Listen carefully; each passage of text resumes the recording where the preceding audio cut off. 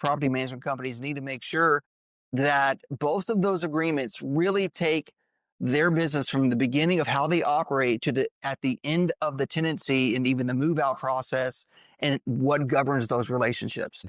All right, I am Jason Hole, the founder and CEO of DoorGrow, the world's leading and most comprehensive coaching and consulting firm for long-term residential property management entrepreneurs. Today, I'm hanging out with Tim Baldwin. Welcome, Tim. Thank you, Jason. And Tim is with a company called Property Management Law Solutions. So Tim, give the audience a little bit of background about you and how you kind of got connected to property management, how you kind of started into entrepreneurism. I am an attorney in Florida. I've been licensed to practice law for almost 22 years. 2006, I started my own practice. And when I did that, I wanted to enter into an area of law that really there weren't a lot of attorneys practicing. And so that led me to property managers, property management itself, and to the landlord business. Since 2006, I really have specialized primarily in this area of law. And so for the past 20 years, I have developed a clientele throughout the state of Florida with my law firm, which is Property Management Law Solutions. And we help landlords, property owners, apartments, and property management companies across the state of Florida.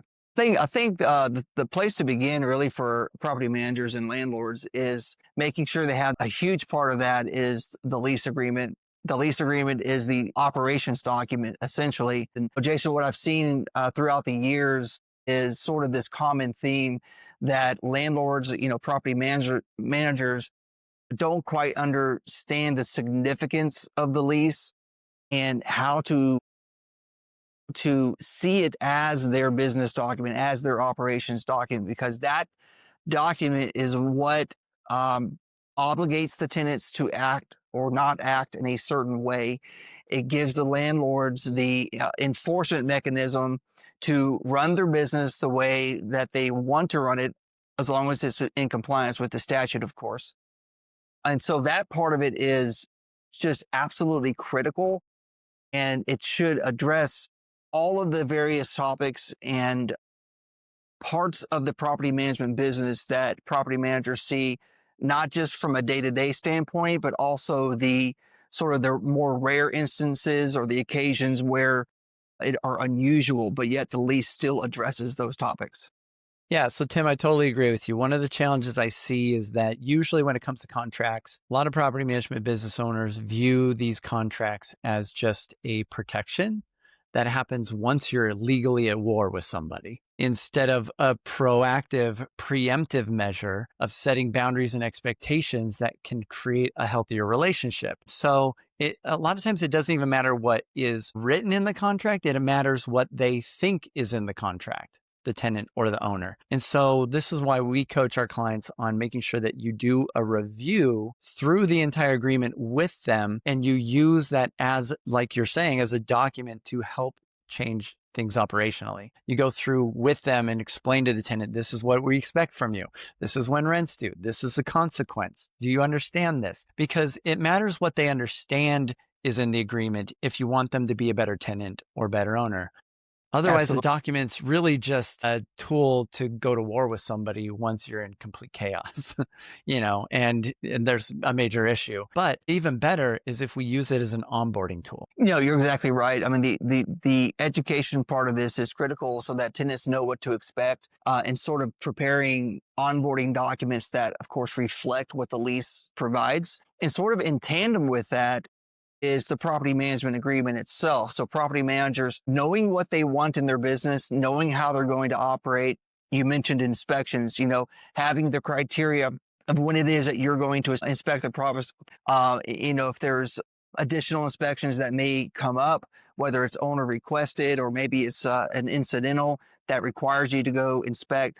So the property management agreement is just as important on the owner's side of things.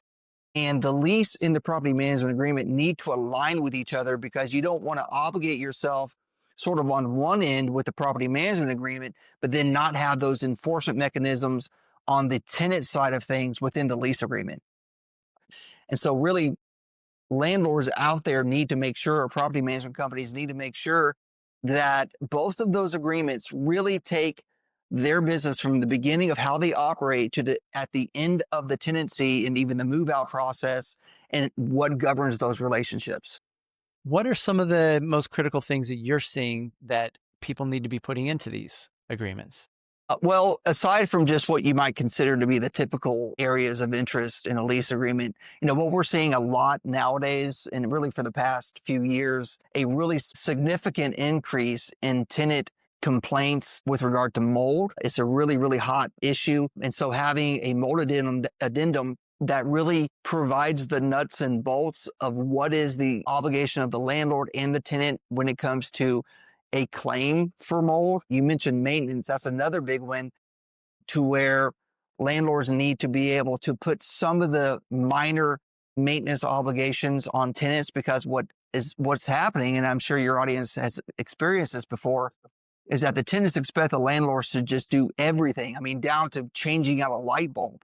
And so if those things are not addressed in the lease, the landlords can really find themselves spinning their wheels and just having a hard time with informing the tenants, no, this is your responsibility. But if they can't point to it in a lease, it becomes problematic for the landlord. So those are two big issues that we see a whole lot.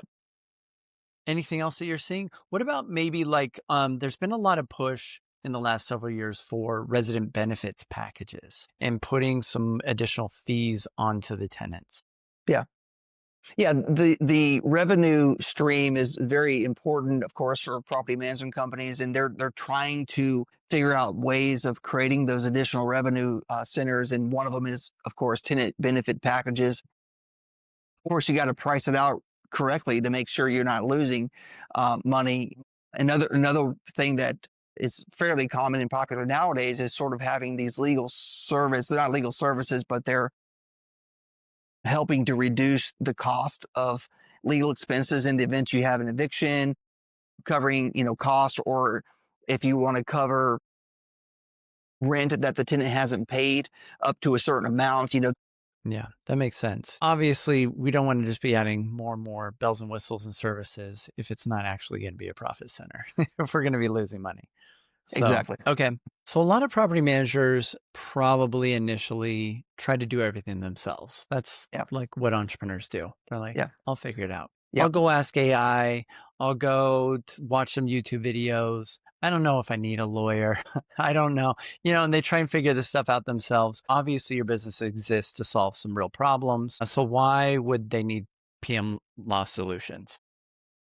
Well, it's kind of like what you're doing, in the sense that when you have a service that's servicing a need for property managers, you're the professional, you have the training, you have the experience, you have the knowledge to help managers deal with really what they shouldn't have to be dealing with on the day-to-day. So from my standpoint, of course, property managers are not lawyers. Well, it's more than just law.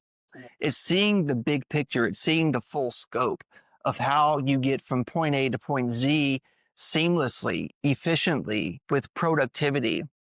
And so having the professionals to help you streamline what you're doing, make sure you're doing it properly, make sure you're doing it to reduce the risks of liability, is all part of what a professional should be helping you with, whether it's an attorney or even somebody like yourself who says, hey, you want to grow, you want more business, you want to be able to do it with more profit, then these are the steps you need to be taking. I'd love you to tell the audience a little bit about Property Management Law Solutions and what why they should maybe entertain a conversation with you.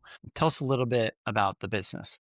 Yeah, well, this is our specialty. So everything that we do in this office is designed to help landlords, property owners in their rental business. We do some other things as well, real estate related, but the bulk of what we do is helping property management companies and landlords. So, again, it's setting up your system and your business correctly. It's getting those foundational documents. Also, you're getting sort of that library of resources and knowledge that you need. What is my standing here? What is my position here? How do I reduce my risk of liability? That's what an attorney who specializes in this area can help them do. We help them with drafting those documents they need, with giving that legal advice. If they ever do have a legal contest or dispute in some way, we step in to help resolve it quickly. to try to avoid litigation, to resolve matters before they get out of hand. So having a law firm really help you at the beginning of things and earlier on tends to really help them save a lot of money and a lot of waste of time. Got it. Yeah. Yeah, it prevents a lot of major problems and major headaches later that could be Yeah, very costly in terms of time and money. absolutely. Tim, I appreciate you coming here and hanging out with us on the DoorGrow Show. Real quick word from our sponsor. This episode is brought to you by KRS Smart Books, the bookkeeping team property managers trust when they're serious about growth. So listen, the holidays are busy enough. The last thing you need heading into January is another month of messy books, trust accounts that might be off, or owners blowing up your inbox asking why their statements don't make sense. KRS Smart Books fixes that. They specialize in property management accounting and Appfolio, Buildium, Yardi, Propertyware, and more. They make sure your financials are clean, compliant, and ready for growth so you can focus on scaling your portfolio. And here's your end of year win. If you enroll before December 31st, you'll get 30% off your first month of bookkeeping. That's real savings and a real chance to start the new year with clarity instead of chaos. Visit krsbooks.com and mention DoorGrow on your intake form to unlock your discount. So in final words, like in wrapping up, what would you like to say to all the property management business owners out there? If they're not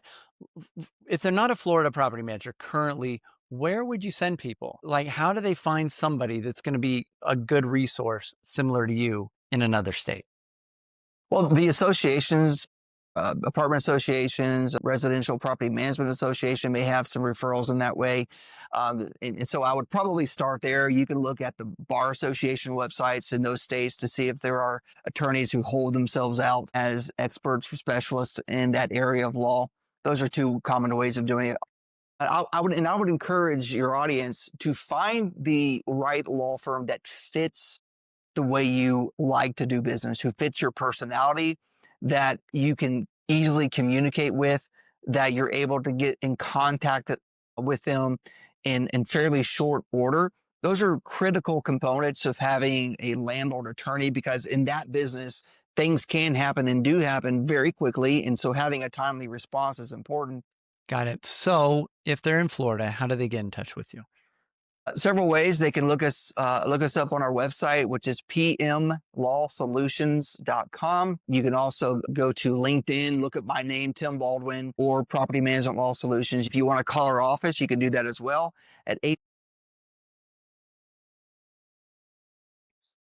Perfect. All right, Tim, appreciate you coming out and hanging out here with me here on the DoorGrow Show. My pleasure, Jason. Thank you.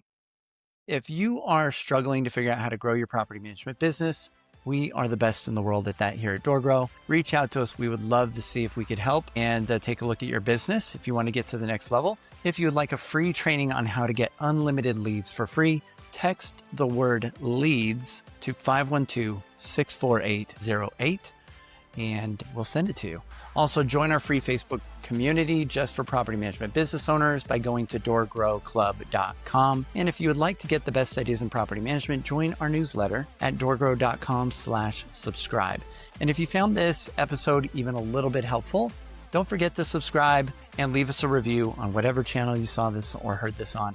We'd really appreciate it. And until next time, remember, the slowest path to growth is to do it alone. So let's grow together. Bye, everyone.